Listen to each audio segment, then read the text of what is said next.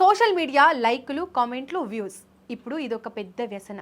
4 లైకుల కోసం నలుగురు తమను చూడాలనే పిచ్చితో కొందరు కనీస బాధ్యతలు బంధాలను కూడా మర్చిపోతున్నారు.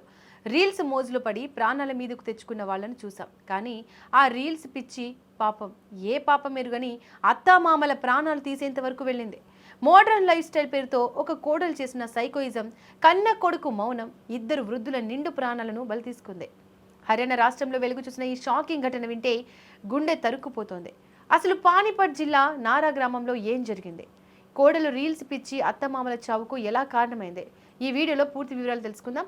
హర్యానాలోని పానిపత్ జిల్లా నారా గ్రామానికి చెందిన రాజేష్, సుమన్ దంపతులు ఎంతో ప్రశాంతమైన జీవనం గడుపుతున్నారు. వారికి ఆశిష్ అనే కుమారుడు ఉన్నారు. పల్లెటూరు కావడంతో అక్కడ జనాలు సంప్రదాయాలకు కట్టుబాట్లకు ఎక్కువ ప్రాధాన్యత ఇస్తారు. సరిగ్గా 2 ఏళ్ల క్రితం సోషల్ మీడియా ద్వారా ఆశిష్కు స్నేహ అనే యువతి పరిచయమైంది. ఆ పరిచయం కాస్త ప్రేమగా మారింది. కొడుకు ఇష్టాన్ని కాదనలేక పెద్దలు అంగీకరించి మరి 2025 జనవరిలో ఆశిష్ స్నేహాలకు ఘనంగా వివాహం జరిపించారు. అంతా సంతోషంగా ఉందనుకున్న ఆ ఇంట్లో కోడలు స్నేహ అడుగుపెట్టిన కొద్ది రోజులకే అసలు రంగు బయటపడింది. స్నేహకు సోషల్ మీడియా అంటే ప్రాణం, రీల్స్ చేయడం అంటే విపరీతమైన పిచ్చి. అక్కడే అత్తమామలకు కోడలికి మధ్య వివాదం మొదలైంది. స్నేహ రోజంతా ఫోన్ పట్టుకునే ఉండేది.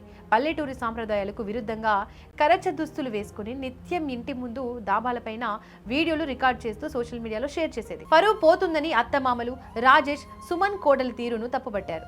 అమ్మ మనది పల్లెటూరు, ఇలాంటి బట్టలు వేసుకుని వీడియోలు చేయడం మన పద్ధతి కాదు అని నచ్చజెప్పే ప్రయత్నం చేశారు. కానీ ఆ రీల్స్ మత్తులో ఉన్న కోడలికి వారి మాటలు వినిపించలేదు. పైగా తన పర్సనల్ లైఫ్ లో జోక్యం చేసుకుంటున్నారంటూ అత్తమామలపైనే ఎదురుదాడికి దిగేది. తన కుటుంబ సభ్యులను వెనకేసుకొని అత్తమామలను నానా మాటలు అంటుండేది. రోజు రోజుకు ఇంట్లో ఈ ఘర్షణలు తారాస్థాయికి చేరుకున్నాయి.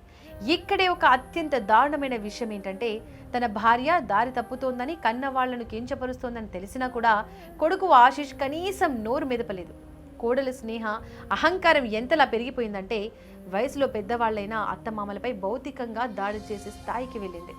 కన్న కొడుకు ముందే కోడలు తమపై చేయి చేసుకుంటున్నా ఆశిష్ పిరికి పొందలా చూస్తుండిపోయాడు తప్ప భార్యను ఒక్క మాట కూడా అనలేదు. ఈ అవమానం ఆ అత్తమామలను కుంగదీసింది. బతికి ఉన్నన్ని రోజులు పరువుగా బతికాం, ఇప్పుడు కొడుకు ఇంట్లోనే కోడలి చేతిలో దెబ్బలు తింటూ బతకాలా అని తీవ్ర మనోవేదనకు గురయ్యారు. దీనికి తోడు రోజు జరుగుతున్న కోడలి వేధింపులు వారిని మరింతగా కుంగదీశాయి. దీంతో కఠిన నిర్ణయం తీసుకున్నారు. ప్రాణాల కంటే పరువే ముఖ్యమనుకుని ఇద్దరు కలిసి విషం తాగారు.